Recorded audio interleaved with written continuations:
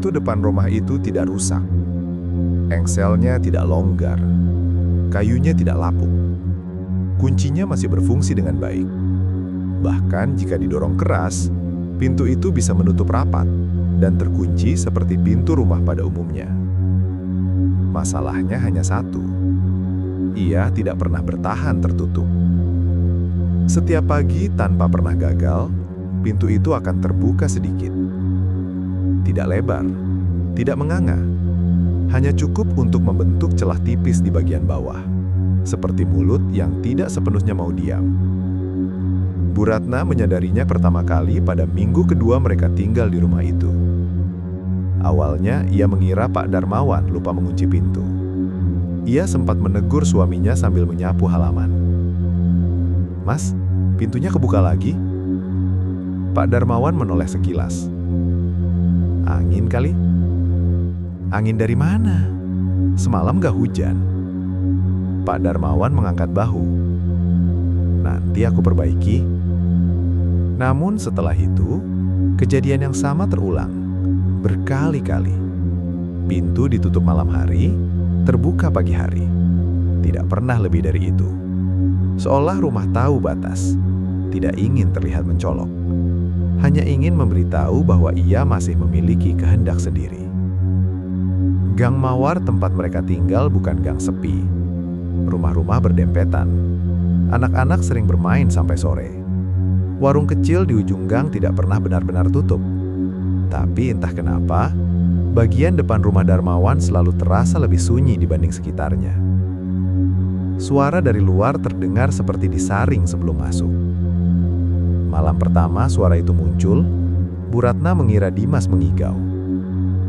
Ia terbangun oleh suara isakan pelan. Tidak jelas dari mana asalnya. Seperti suara anak kecil yang berusaha menangis tanpa membuat orang lain terbangun. "Dimas?" panggilnya lirih. Tidak ada jawaban.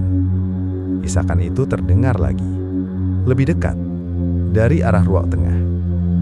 Bu Ratna duduk di tepi ranjang, menoleh ke arah Pak Darmawan yang masih terlelap. "Mas?" bisiknya. Pak Darmawan hanya bergumam, tidak bangun. Dengan langkah pelan, Bu Ratna keluar kamar. Lampu tidak ia nyalakan. Lorong terasa lebih panjang dari biasanya, dan lantainya dingin di telapak kakinya. Ruang tengah kosong, televisi mati, sofa rapi, tidak ada tanda apapun. Namun pintu depan terbuka sedikit. Dari celah itu, udara dingin masuk, membawa bau yang aneh. Bau tanah basah, seperti halaman rumah setelah hujan, padahal malam itu kering. Isakan itu terdengar lagi. Bu Ratna berdiri kaku. Tangannya terangkat perlahan ke gagang pintu. Saat pintu itu ditutup, suara isakan berhenti seketika. Namun sebelum daun pintu benar-benar rapat, Bu Ratna mendengar suara nafas pendek dari balik kayu. Bukan nafas orang dewasa. Nafas kecil, terputus-putus, seperti anak yang baru selesai menangis. Bu Ratna mundur cepat. Dadanya sesak. Ia tidak menoleh ke belakang sampai kembali ke kamar dan mengunci pintu. Keesokan paginya, Dimas bertanya sambil menyeruput teh hangat. "Bu, semalam adik nangis ya?" Bu Ratna berhenti bergerak. "Adik siapa?" Dimas mengernyit, seperti heran dengan pertanyaan itu. "Yang di depan pintu." Anya, kakaknya, menatap adiknya tajam. "Dimas, jangan ngomong aneh." Dimas mencemberut. "Aku nggak aneh." Bu Ratna memaksa tersenyum. "Mungkin kamu mimpi." Dimas menggeleng pelan. "Dia dingin, Bu." Sejak malam itu, suara-suara mulai muncul secara teratur. Tidak selalu tangisan. Kadang hanya bunyi seperti benda kecil diseret pelan di lantai. Kadang suara gesekan halus dari balik pintu kamar tamu. Kadang suara langkah kaki kecil yang berhenti tepat di depan pintu kamar mereka, lalu menghilang. Pak Darmawan mulai sering duduk sendirian di ruang tengah pada malam hari. "Mas, kenapa nggak tidur?" tanya Bu Ratna suatu malam. Pak Darmawan tidak langsung menjawab. Pandangannya tertuju pada pintu depan. Kalau rumah ini nggak dibuka, dia jadi ribut. Bu Ratna menahan nafas. "Siapa, Mas?" Pak Darmawan menoleh. Matanya tampak cekung. "Yang di luar." Bu Ratna ingin tertawa. Ingin bilang itu cuma stres. Tapi ia teringat suara nafas kecil di balik pintu. Anya mulai mengurung diri di kamar. Ia pulang sekolah langsung masuk, menutup pintu, dan memutar musik pelan seolah ingin menenggelamkan sesuatu. Suatu sore, Bu Ratna melihat Anya duduk di ruang tengah tepat menghadap pintu depan yang terbuka sedikit. "Ngapain di situ?" Anya tersentak.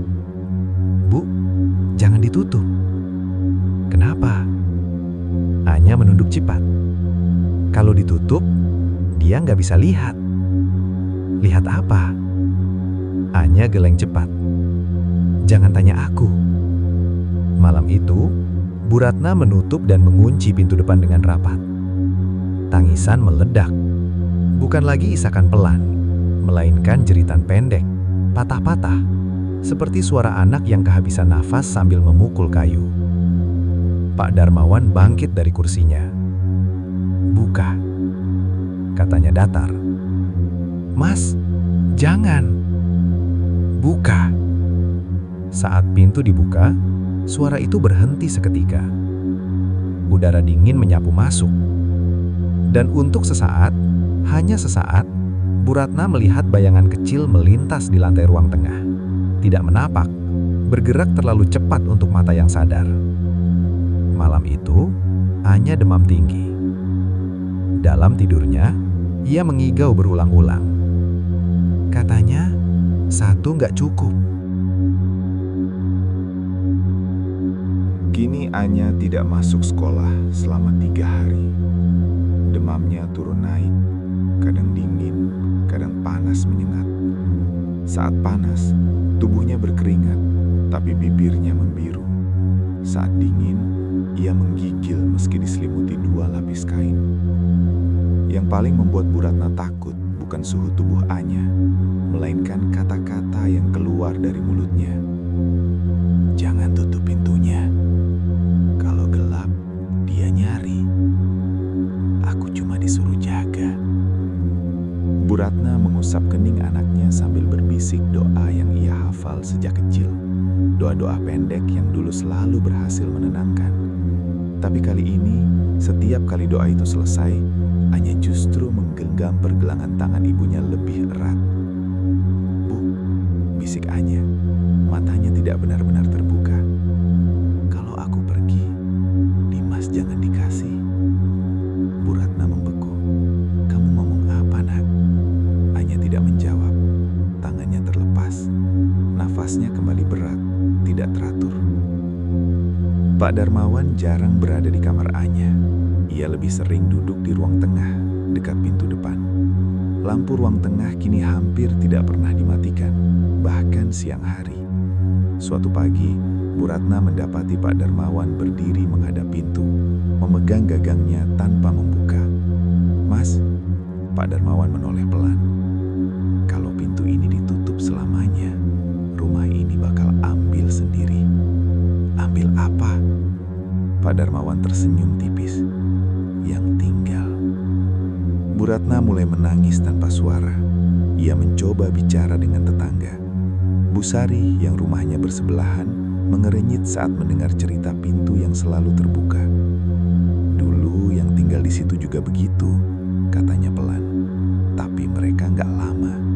"Kenapa?" tanya Bu Ratna. Bu Sari menurunkan suara. "Anaknya satu sakit, terus bapaknya sering duduk di depan rumah malam-malam. Akhirnya rumah itu kosong." "Kosong karena pindah?" Bu Sari menggeleng. "Karena ditinggal." Tidak ada yang menjelaskan lebih jauh. Malam keempat, suara dari lantai mulai muncul. Bukan langkah, bukan gesekan, melainkan ketukan dari bawah. Pelan, teratur. Tok, tok, tok. Bu Ratna duduk di tepi ranjang memeluk Dimas yang mulai sering terbangun malam-malam. "Itu apa, Bu?" bisik Dimas. Ibu juga nggak tahu, jawabnya jujur. Ketukan itu berhenti tepat saat Pak Darmawan berdiri di tengah ruang tamu. Cukup, katanya keras. Lantai terdiam. Keesokan harinya, Pak Darmawan membawa pulang seorang lelaki tua. Ustadz katanya. Tubuhnya kurus, sorot matanya tajam, tapi lelah. Ustadz itu tidak langsung membaca apapun. Ia berdiri lama di ambang pintu, memperhatikan celah di bawah daun pintu yang tetap terbuka meski sudah ditutup. Rumah ini tidak minta diusir, katanya akhirnya.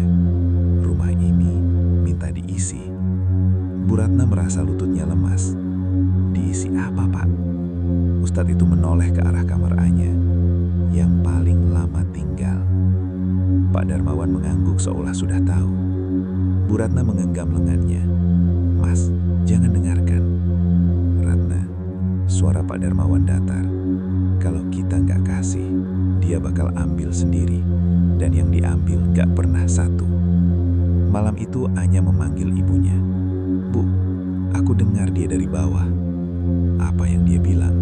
Tanya Bu Ratna sambil menahan tangis. Anya menatap langit-langit. Katanya aku udah cukup besar. Cukup besar untuk apa? Anya tersenyum kecil. Untuk tinggal. Anya meninggal sebelum subuh. Tidak ada jeritan. Tidak ada kejang. Ia hanya berhenti bernafas seperti seseorang yang sudah lelah berbicara. Saat jenazahnya dibawa keluar rumah, pintu depan terbuka lebar untuk pertama kalinya. Dan rumah menjadi hening. 3 hari tanpa suara, tanpa ketukan, tanpa nafas di balik pintu. Bu Ratna hampir percaya semuanya selesai. Sampai malam keempat. Tok, tok, tok. Lebih keras. Dimas menjerit dari kamar. Bu, dia bilang 1 nggak cukup. Bu Ratna lari ke ruang tengah. Pintu terbuka sedikit. Dari celah itu terdengar suara yang kini tidak lagi kecil. Masih ada, katanya dari bawah rumah. Masih ada yang tinggal. Pak Darmawan menutup mata. Sekarang giliranku, katanya pelan. Bu Ratna berteriak, jangan, ambil aku. Namun lantai berderik, dan rumah memilih sendiri. Pak Darmawan tidak mati malam itu. Itulah yang membuat semuanya jauh lebih buruk. Setelah suara dari bawah lantai berhenti, rumah kembali tenang. Terlalu tenang.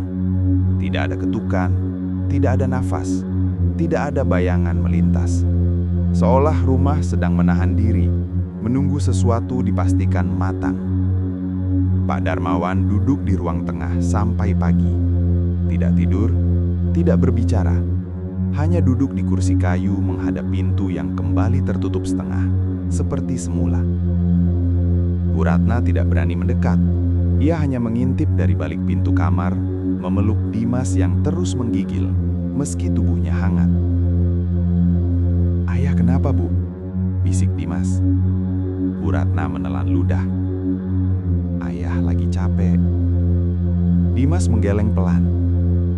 "Bukan, ayah lagi dipanggil." Pagi harinya Pak Darmawan tetap berangkat kerja, tapi langkahnya berbeda, lebih lambat. Seolah setiap pijakan harus dipastikan dulu aman. Ia lupa membawa tas, lupa mencium kening Dimas, bahkan lupa menutup pintu kamar Anya yang kini kosong. Bu Ratna memungut tas itu dan menyusulnya sampai depan rumah. "Mas," katanya pelan, "kalau memang harus, jangan sekarang." Pak Darmawan menoleh. Rumah ini nggak suka ditunda. "Masih ada Dimas." Pak Darmawan senyum tipis, senyum yang membuat Bu Ratna ingin berteriak. "Itu sebabnya aku belum diambil." Sejak hari itu tubuh Pak Darmawan mulai rusak perlahan. Awalnya hanya mimisan, lalu pusing yang tidak hilang meski minum obat. Kadang ia berhenti berbicara di tengah kalimat, menatap lantai, lalu melanjutkan seolah tidak terjadi apa-apa. Suatu malam Bu Ratna terbangun karena suara Pak Darmawan berbicara di ruang tengah. "Bukan sekarang," katanya. "Iya, aku tahu. Tapi satu lagi masih kecil." Bu Ratna berdiri di ambang pintu. "Mas, sama siapa?" Pak Darmawan menoleh. "Ratna, kamu dengar nggak?" "Dengar apa?" Pak Darmawan menunjuk lantai. "Dia lagi belajar nyebut nama." Bu Ratna menutup mulutnya sendiri agar tidak berteriak. Nama pertama yang disebut rumah bukan Dimas, melainkan Anya. Malam-malam berikutnya Dimas mulai berubah.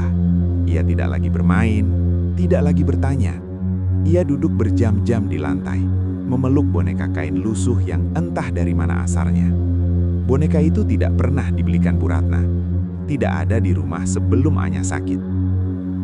"Dari mana boneka itu?" tanya Bu Ratna suatu siang. Dimas menatap boneka itu lama sebelum menjawab. "Dia yang ngasih." "Siapa?" "Yang tinggal." Bu Ratna menyentuh boneka itu. Dingin, bukan dingin kain, tapi dingin seperti menyentuh lantai kamar mandi sebelum matahari terbit. Suara dari bawah lantai kembali muncul.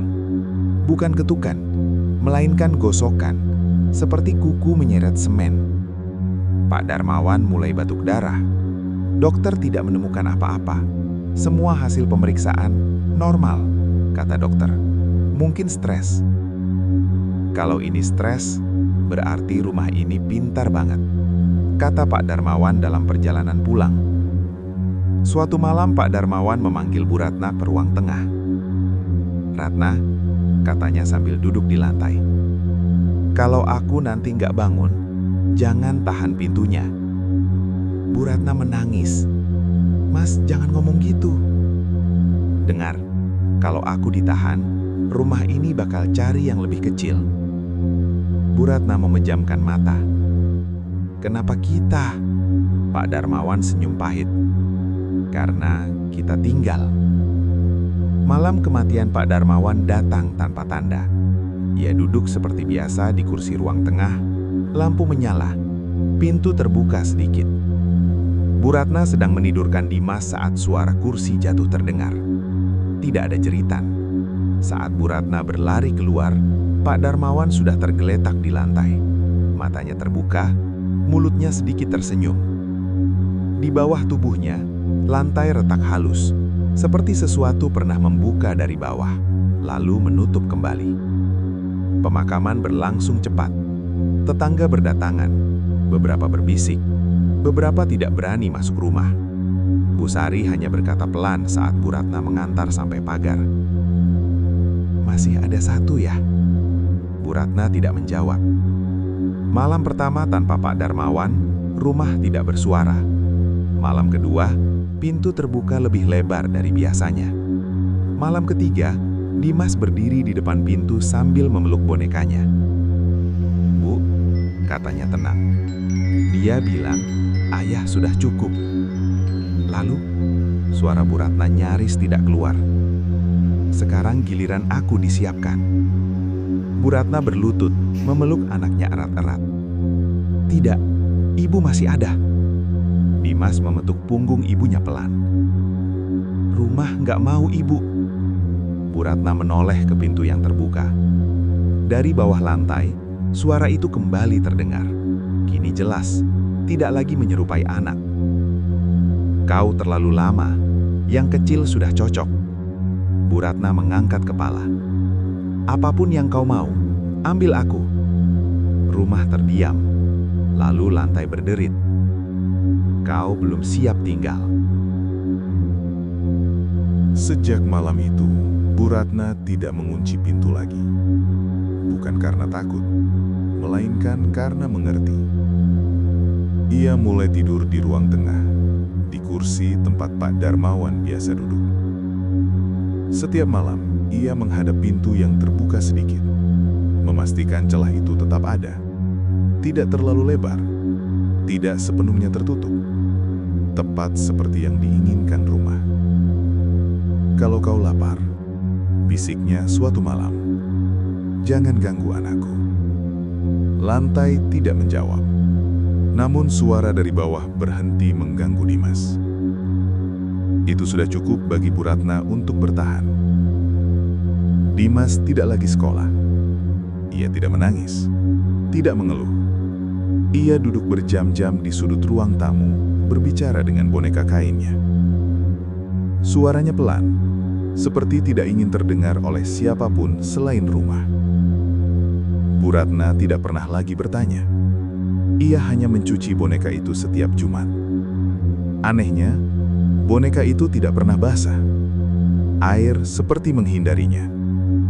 Suatu sore, Bu Sari datang membawa sepiring pisang goreng. "Ratna," katanya ragu, "rumahmu sekarang sunyi sekali." Bu Ratna tersenyum tipis.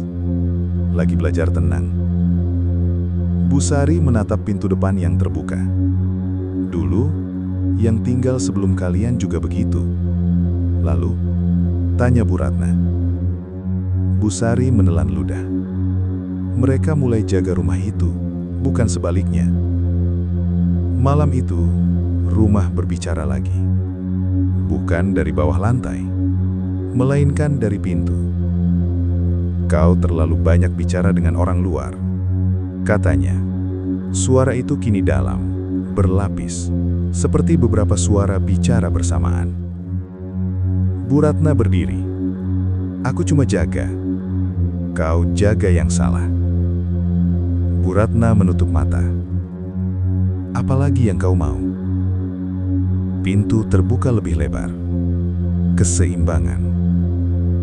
Bu Ratna tertawa kecil. Tangisnya pecah di akhir. "Aku sudah ambil suamiku, anak perempuanku. Masih kurang?" "Kau masih berdiri," jawab rumah. Bu Ratna mengerti. Sejak malam itu, ia mulai mengganti dirinya perlahan. Ia berhenti keluar rumah, berhenti bicara dengan tetangga, berhenti membuka jendela. Tubuhnya semakin kurus. Matanya cekung, suaranya pelan dan datar. Ia menjadi bagian dari rumah. Suatu malam, Dimas mendekatinya. "Bu," katanya sambil memeluk boneka. Dia bilang, "Ibu sudah cocok." Bu Ratna tersenyum manis. "Bagus." Tapi Dimas ragu. "Kalau ibu tinggal, harus ada yang buka pintu." Bu Ratna mengangguk pelan. Ia duduk di ruang tengah. Pintu terbuka sedikit. Lantai diam. Rumah tenang. Bu Ratna menatap Dimas. "Kamu masih kecil," katanya lembut. "Kamu masih harus jalan." Dimas menggeleng kuat. "Aku nggak mau ninggalin ibu." Bu Ratna memeluknya erat. Untuk terakhir kalinya. Malam itu, Bu Ratna tidak tidur. Ia menunggu sampai fajar. Sampai suara ayam jantan terdengar jauh. Sampai rumah benar-benar tenang. Lalu ia berdiri. "Makanlah," katanya pelan. "Tapi jangan sentuh anakku." Lantai berderit. Pintu terbuka lebar. Bu Ratna melangkah ke tengah ruang tamu. Tidak melawan, tidak menangis, tidak menoleh ke belakang. Saat lantai menutup kembali, rumah menjadi sunyi. Untuk pertama kalinya, pintu tertutup rapat. Dimas berdiri sendirian di ruang tengah. Boneka kain jatuh dari tangannya. Beberapa hari kemudian, rumah itu kosong. Dimas tinggal bersama kerabat jauh. Ia tumbuh, ia lupa. Tapi setiap malam, jika pintu rumahnya terbuka sedikit tanpa sebab, Dimas selalu bangun dengan keringat dingin. Dan tanpa tahu kenapa, ia selalu memastikan pintu tidak pernah benar-benar tertutup.